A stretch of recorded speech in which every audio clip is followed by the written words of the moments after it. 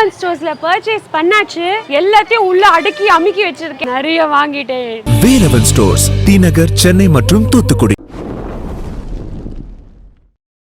இந்த கரிசலாங்கண்ணி அதிக குளிர்ச்சி உள்ள ஒரு எண்ணெய்ன்றபடியே அந்த சைனஸ் பிரச்சனை உள்ளவர்கள் அதை பயன்படுத்தலாமா? நல்ல கேள்வி. சைனஸ் உள்ளாக்கள் கரிசலாங்கண்ணி எண்ணெய் தவிர்த்து கொள்ளணும். என்ன அதில் இருக்கிற குளிர்மை சைனஸ் தன்மையை கூட்டும். இருந்தாலும் அதுக்கும் ஒரு சொல்யூஷன் இருக்குது. கரிசலாங்கண்ணியோடு சேர்த்து மிளகையும் குத்தி போட்டு கருந்துளசி இலை இருக்குது, கருந்துளசி சாரம் விட்டு வெற்றிலை சாரம் விட்டு நீங்கள் காய்ச்சி மிக்ஸ் பண்ணிக்குள்ள பிருங்கராஜோட மூலிகை தன்மையும் அதில் சேரப்போகுது. உங்களோட சைனஸ் பிரச்சனையும் அதில் தீரப்போகுது. தனியாக பிருங்க அமிலம் எடுக்கலாதே தவிர நீங்கள் கலந்து எடுக்கலாம் சைனஸுக்குரிய தீர்வாய். நீங்கள் முன்னர் சொன்னது போல தான் கூட அந்த ஜங் தோற்றம் ஒன்று இருக்குன்னு சொல்கிறீங்க. அதே மாதிரி தான் இந்த இளமையான தோற்றத்தை எவ்வாறு தக்க வைக்கின்றது? நிச்சயமாக அது சித்தர்கள் சொன்ன மாதிரி தொடர்ந்து சாப்பிட்டு வர அந்த நிறதிர மூப்புக்கு அப்பால் அந்த நாங்கள் போய் விடுவோம். இளமையான தோற்றம்ன்றது முதலாவது இளமையான தோற்றம்னா வடிவாக இருக்கிறன்றது அர்த்தம் இல்லை. அதாவது அந்த இளமையில் உள்ள துடிப்பு, துருதுருப்பு, சுறுசுறுப்பு அப்படியே இருக்கும். ஏஜென்றது ஒரு நம்பர் தான். நாங்களே தான் அதை எங்களுக்கே திணிச்சு கொள்றோம். எங்களுக்கு வயசு போட்டுண்டு வயசு ஒன்றாலும் போகிறதில்லை. அதுவும் எங்கட நாட்டில் தான் வயசு ஒரு கொஞ்சம் வயசு வந்தோடனே ஏலாதுன்னு ஒதுங்குறது. அதெல்லாம் ரீசன் இல்லை. எத்தனை வயசுலேயும் அது ஒரு நம்பர் ஃபோம். இப்படி ஒவ்வொரு ஆண்டு கணக்குக்குள்ள ஒரு வயசு போகும் இல்லை இருக்கும். அப்போ நாங்கள் இதை சாப்பிட்டு கொண்டு வரைக்குள்ள அந்த இளமை தோட்டம் நாங்கள் சுறுசுறுப்பாக இருந்தால் இளமை தோட்டம் தண்டபாட்லேயே வரும். நாங்கள் சோம்பலாக இருந்தால் இளமங்களை விட்டு போடும். நாங்கள் ஐயோ இயலாது, எலும்பையிலா, நடக்கையிலா, படுக்கையிலா, இருக்கையிலா, பிள்ளைகள் வளர்ந்துட்டு நம்ம இனி எங்களுக்கு என்ன அப்படி நாங்களே ஒரு பெரியரை போட்டு தான் முதுமைக்கு தள்ளுப்படுற. இப்போ நீங்கள் பிருங்கராஜம் சாப்பிட்டு கொண்டு வரைக்குள்ள கரிசாலை சாப்பிட்டு கொண்டு வரைக்குள்ள உங்களை அறியாமல் ஒரு ஆக்டிவ் எனர்ஜி வரும். எனர்ஜி வரைக்கும் அதுதான் அந்த ஜங் லுக் எனர்ஜியாக இருக்கும். ஒரு இளம் வாலிபன் செய்கிற வேலையோ ஒரு ஏழாவது ஒரு ஆள் செய்யக்கூடிய இருக்கும். அதுதான் அந்த இளமையை தக்க வைக்கிறேன். இப்போ எல்லாரும் நினைக்கிற இளமைன்னா வடிவாக இருந்த இளமை. அது எல்லாம் இல்லை, இளமை இல்லை. ஒரு ஆள்ட பர்சனாலிட்டி, ஒரு ஆள்ட ஆக்டிவ், அதுதான் இளமைன்றதுன்னு அர்த்தம். இந்த கரிசலாங்கண்ணியை எவ்வாறு உணவாக எடுத்துக்கொள்வது? கரிசலாங்கண்ணியை நீங்கள் வரையாக வறுத்து சாப்பிடலாம். சுண்டி சாப்பிட்றேன்னு சொல்லுவீனமே வர ஃபோமில் அதை சாப்பிட்டு கொள்ளலாம். அதில் துவையல் மாதிரி செய்யலாம். கடலை பருப்பு சேர்த்து அதில் உளுத்தம் பருப்பு சேர்த்து ஒரு மெல்லி எண்ணெயில் வதக்கிட்டு அந்த துவையல் ஃபோமில் தேங்காய்ப்பு போட்டு துவையல் ஃபோமில் அதை எடுத்துக்கொள்ளலாம். வர துவையல் நல்லது. இப்போ நிறைய ஃபார்மேட்டில் எல்லோரும் அதை சூப்பாக்கலாம். இப்போ எங்களுக்கு ஒரு மூலிகைன்னா அதுக்குரிய மாதிரி அதை ஒரு பேட்டர்னில் என்னால் எப்படி குடிக்கலாம். எனக்கு சாப்பிட்ற விட குடிக்கிற ஈஸியாக இருந்தால் நான் அதை சூப் ஃபார்மேட்டுக்கு எடுக்கிற இஞ்சி உள்ளி எல்லாம் தட்டி போட்டு அதுக்குள்ள இது இந்த சாரையும் விட்டு நான் சூப்பாக குடிக்கலாம். இல்லை நான் லிக்விட் ஃபார்மில் குடிக்க போகிறேன்னா அதுக்குமே எந்த தடையும் இல்லை. பெரும்பாலானோர் இந்த பொடி செய்து தான் கூட சாப்பிடுவார்கள். என்றால் சாப்பிடுவது மிளகு வந்துட்டு அந்த பொடியை எவ்வாறு செய்யலாம்? உண்மைதான். பொடி செய்கிறது நம்ம முதலும் சொன்ன மாதிரி அது ஒரு நல்ல விஷயம். என்றால் இப்போ நான் இப்படியே ஒரு கடற்கரையில் போய் அதை ஆஞ்சி உணர்ந்து அதை வறுத்து அப்படியெல்லாம் செய்கிறெல்லாம் நடைமுறைக்கு சாத்தியம் இல்லை. நாங்கள் வடிவை அதை தேவையானதில் எடுத்து சுத்தப்படுத்தி நல்ல சுத்தமான ஒரு இடத்துல இருக்கிற ஒரு தாவரங்களை பறித்து சுத்தப்படுத்தி இதையும் நிழலில் தான் ஒன்றும் வெயிலில் உலர்த்தக்கூட நிழலில் உலர்த்தி பொடி பண்ணி ஒரு கண்டெய்னரில் போட்டு வச்சால் ஒரு அரை தேக்கரண்டி ஒரு தேக்கரண்டி காலையில் ஒரு வயிற்றில் சாப்பிட்டா இன்னும் நல்லா. இல்லை நீங்கள் குடிக்கிற பாலில் மிக்ஸ் பண்ணி சாப்பிடலாம்.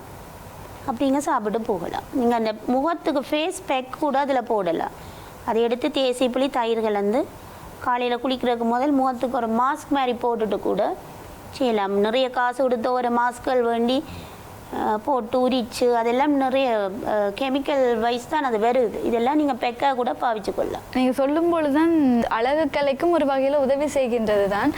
ஆனாலும் இந்த கூட பெரும்பாலும் இந்த பியூட்டி பார்லரில் இந்த கரிசலாங்கண்ணியை பயன்படுத்துவது உண்டா? அழகுக்கு மிகவும் முக்கியம் வாய்ந்தது. ஆனால் இந்த பாலஸில் அதை பாவிக்கிறது நான் உண்மையாக காண இல்லை. நாங்கள் அட்வைஸ் பண்ணி அதை கொடுக்குறோம். நாங்கள் பொடி பண்ணி இப்போ எங்களோட நாட்டில் உள்ள ஆட்களுக்கு நாங்கள் அப்படியே எல்லாம் செய்து கொடுத்தால் அதை செய்வினோம். இப்போ நாங்கள் ஒரு நோட்டில் எழுதி கொடுத்தா அதை செய்ய மாட்டோம். இப்படி எடுத்து இப்படி செய்யுங்கன்னு செய்ய மாட்டோம். இப்போ நாங்களே பொடி பண்ணி இதோட இப்படி மிக்ஸ் பண்ணி இப்படி போடுங்கன்னு சொன்னால் அதை உடனே செய்துடுவினோம். ஆனால் பியூட்டி பார்லர்ஸில் இப்போ அந்த ஆயிலை கொடுக்கணும். ஹேர் ஃபால்னு போகிற ஆட்களுக்கு ஹெட் மசாஜ்னு போயிருக்க பிருங்காமிலாம் பாவிக்கிறார்கள். அது நான் கண்டிருக்கிறேன். அதை விட உள்ளுக்கு நீங்கள் தொடர்ந்து எடுத்துக்கொண்டு வரீங்கள ஒரு வருஷம் கரிசலாங்கண்ணி தொடர்ந்து நீங்கள் பொடி எடுத்துகிட்டு வரீக்குள்ள உடம்பு வந்து தங்கம் போல் மின்னும். தங்கச்சத்து மிக்க மூலிகை தான் அது. தேகம் பலண்டு இருக்கும். அதான் நான் முதலே குறிப்பிட்ட அந்த இளம தோற்றம்ன்றது அதுதான். அந்த நெற திரியன்றது சுருக்கம், சரும சுருக்கம் எதுவுமே வராது. இந்த இரத்த சோகை உள்ளவர்களுக்கு வந்து இதை எவ்வாறு பயன்படுத்த முடியும்?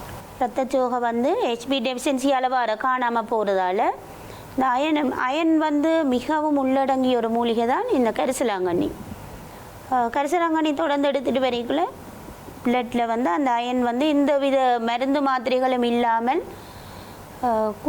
கூடும். அது மாதிரி இந்த கூடினால் டக்கண்டு குறையாது. இப்படி மருந்து மூலம் இப்போ நீங்கள் ஒரு டேப்லெட் போட்டால் 2 நாளைக்கு அயன் டேப்லெட் போட்டால் விட்டுட்டிங்கன்னா அயன் போடும்.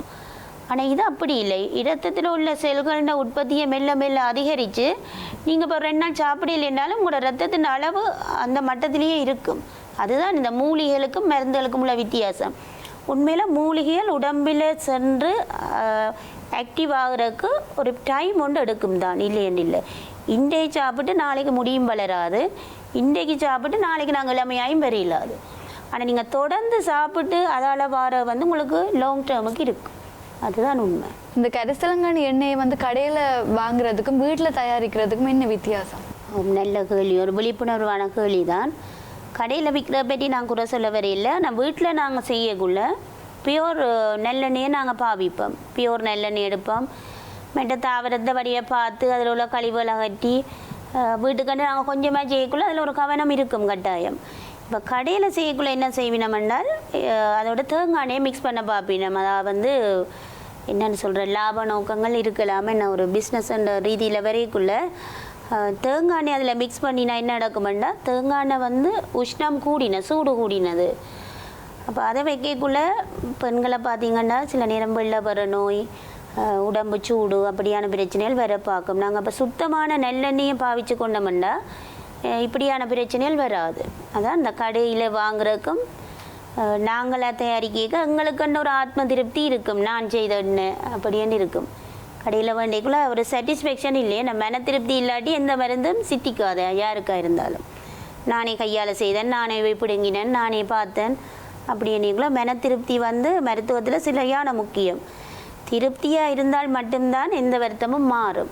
எங்களுக்குள்ளேயே சந்தேகம் வந்துட்டால் இந்த வருத்தம் எங்களை விட்டு போகாது. அதை விட கடையில் வாங்கிக்குள்ள நீங்கள் எக்ஸ்பென்சிவ் கூட நான் சரியான விலை கொடுத்து வாங்குவீங்க. வீட்டில் என்ன சரியான விலை உருவீங்க. கடையை நாங்கள் அப்படி ஒப்பிடையில. அது என்ன அவையில் வந்து ஒரு என்னென்னு சொல்கிற தொழிலாளர்களுக்கு சம்பளம் கொடுக்கணும், கரிசலாங்கண்ணி பிடுங்க போகிறவைக்கு ஒரு பேமெண்ட் செய்ய வேணும். அப்படி அவங்களுக்கு நிறைய பிரச்சனை. இப்போ அதை கொண்டு வந்து அடைக்கிற பாட்டிலுக்கு ஒரு காசு, அதை கொண்டு வந்து ஒரு ஏசி ரூமில் ஷோ பண்ணிக்கலாம் அதுக்கு ஒரு காசு, அதை ஆட் பண்ணிக்கலாம் ஒரு காசு. அப்போ அதெல்லாம் கடந்து வரைக்குள்ள அந்த விலை வந்து நீங்கள் செய்கிறத விட இத்தனையோ மடங்கு கூட தான் போகும். இதெல்லாம் நீங்களே சுலபமாக தயாரிக்கக்கூடிய ஒரு கடையை நாட வேண்டிய தேவையில் இல்லை.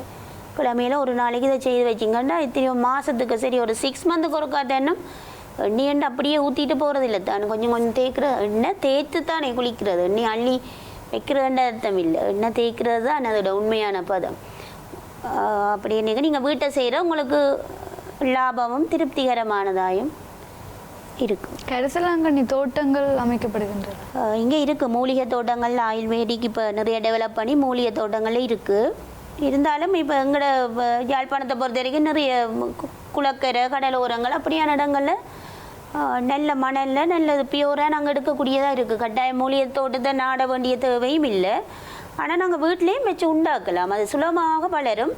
என்ன ஒரு 6 மந்த் அப்புறம் காண கிடைக்காது. ஐயோ வச்ச இடத்துல கரிசலாங்கண்ணி இருக்காது. ஆனால் திருப்ப நீங்கள் பார்த்தீங்கன்னா திருப்ப ஒரு மலைத்தூரல் அதோட திருப்ப அதே இடத்துல வந்திருக்கு. அப்போ நாங்கள் கிடைக்கக்குள்ளே இது வந்து அந்த தொடர்ச்சியாக கிடைக்காபடியே கிடைக்கக்குள்ளே அதை பொடி பண்ணியோ அப்படி நாங்கள் பார்த்து வச்சுக்கொள்கிறது நல்ல. பெரும்பாலும் வந்து இந்த காலங்களில் வந்து பயன் தரக்கூடிய மாதிரி இருக்கும். கோடை காலங்கள் இல்லை குளிர்காலங்கள். அதாவது இப்போ ஜனவரி என்ன ஸ்டார்ட் பண்ணுவோம். ஜனவரி என்ன ஒரு சித்திரை வைகாசி வரைக்கும் நாங்கள் கரிசலாங்கண்ணி பார்க்கலாம். பிறகு பார்த்திங்கன்னா ஒரு அக்டோபர் அதுகளுக்கு பிறகு மெல்ல மெல்ல துளிர்க்கும். அந்த ஒரு இடக்காலத்தில் அது எங்கே இருந்ததண்டே தெரியாத அளவுக்கு போடும். அப்புறம் தெண்டபாடிலே வரும். அதுக்கண்டு நீங்கள் ஒரு ஸ்பெண்ட் பண்ணி அதை பார்த்து மெயின்டைன் பண்ணி அப்படி வளர்க்க வேண்டிய ஒரு மூலிகை இல்லை. தெண்டபாடிலே வளரும். இதுலேயும் என்ன பிரச்சனைன்னா அந்த வளர்கிற சூழல்ன்றது முக்கியம். நாங்கள் மூலிகை பச்சையாக அடுக்கைக்குள்ளே இந்த நிலத்தின் தூய்மை அது இருக்கிற என்னென்னு சொல்கிற இருக்கிற இடம் அதெல்லாம் முக்கியமானது. நாங்கள் இந்த உடம்புல பச்சையை எடுக்க போகிறோம், அதெல்லாம் கவனித்து நீங்கள் உணவாக உட்கொள்ளலாம். எண்ணெயாயும் தயாரித்து அதை வச்சுக்கொள்ளலாம். இந்த கரிசலாங்கண்ணி வந்து பெட்களுக்கு எவ்வாறு உதவுகின்றது? நிச்சயமாக இப்போ கரிசலாங்கண்ணியை வச்சு நாங்கள் பெட் பொடி தயாரிக்கலாம். கரிசலாங்கண்ணி ஒரு பங்கு, கராம்பு, கருவா, மாயாக்காய்ன்னு சொல்கிறது, அது எல்லாம் போட்டு மிக்ஸ் பண்ண வேணும். மிக்ஸ் பண்ணி நல்லா பொடித்து அதை படி அரித்து அடுத்து பத்திரம் பண்ணி வச்சு கொண்டோம்ல, அதை நாங்கள் ஜூஸ் பண்ணிக்குள்ளே ஈறுகளில் வர அந்த என்னென்னு சொல்கிற கயத்தன்மை மற்ற புகைப்பிடிப்பவர்களுக்கு வர அந்த சைட் எஃபெக்ட்ஸ்கள் இருக்கும், பல்லுகளில் வர கரையல் அந்த தன்மையில் எல்லாம் அதால் அற்று போகும். அதே மாதிரி மவுத் வாஷாக கூட அதை பாவிக்கலாம். நான் இப்போ சொன்ன மாதிரி இந்த கருவா, கராம்பு, மாயாக்காய் எல்லாம் போட்டு அவிச்சு ஒரு குடிநீர் மாதிரி அதை அவிச்சு நாங்கள் ஒரு பொட்டில் பண்ணி வச்சுக்கொண்டா மவுத் வாஷை வாய் துர்நாட்டம் வீசுறவைக்கு சரி, அல்லது நாங்கள் இப்போ லாங் டேர்ம் ஒரு இடத்துல இருந்துட்டோ இல்லை நிறைய நேரம் சாப்பிடாமல் இருந்தாலோ அந்த வாய் வந்து ஒரு என்னென்ன ஒரு சுவை எறும்புகள் எல்லாம் சோர்வடைஞ்ச நிலையில் இருக்கும். இந்த மவுத் வாஷ் பாவித்து நாங்கள் காகிள் பண்ணுறதுன்றது வாய்க்குள்ளே வச்சுக்கொண்டு மவுத் வாஷை வச்சுக்கொண்டு வாய்க்குள்ளே என்னென்னு சொல்கிற காகிளிங் அப்படி நாங்கள் செய்து கொண்டு வரைக்குள்ளே சுவையரம்புகளும் புத்துணர்வு பெற்று வாய் துர்நாற்றம் அகன்று பெட்களும் புதுப்பொலிவு வரும். பெட் சொத்தை மற்ற பெட் சிதைவுகள் மற்ற அந்த முரசுகளில் வர பிரச்சனைகள் எல்லாம் அற்றுப்போகும். இந்த கரிசலாங்கண்ணியை வந்து நாங்கள் பெரும்பாலுமே வயலோரங்களில் தான் பார்த்துருப்போம். ஆனாலும் இந்த கரிசலாங்கண்ணி எண்ணெய் சரி, கரிசலாங்கண்ணியில் இத்தனை நன்மைகள் இருக்கின்றதா என்பதை பற்றி எங்களுக்கு சரியான தகவல்களுக்கு தந்த டாக்டருக்கு நாங்கள் குறிப்பாக நன்றி தான் சொல்லணும்.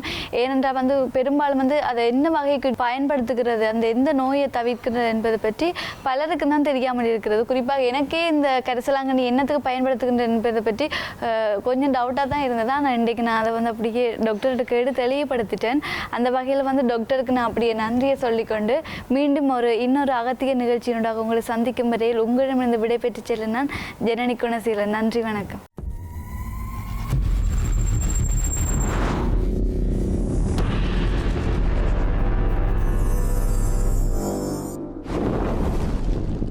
எனக்கு லிப்ஸ்டிக் மட்டும் ரொம்ப பிடிக்கும். ஓகே, அது மட்டும் இல்லாமல் இருக்க மாட்டேன். ஓகே, சின்ன வயசுல எனக்கு ட்ரெஸ் வேல்யூ ரொம்ப தெரியும். எனக்கு இருக்கிறது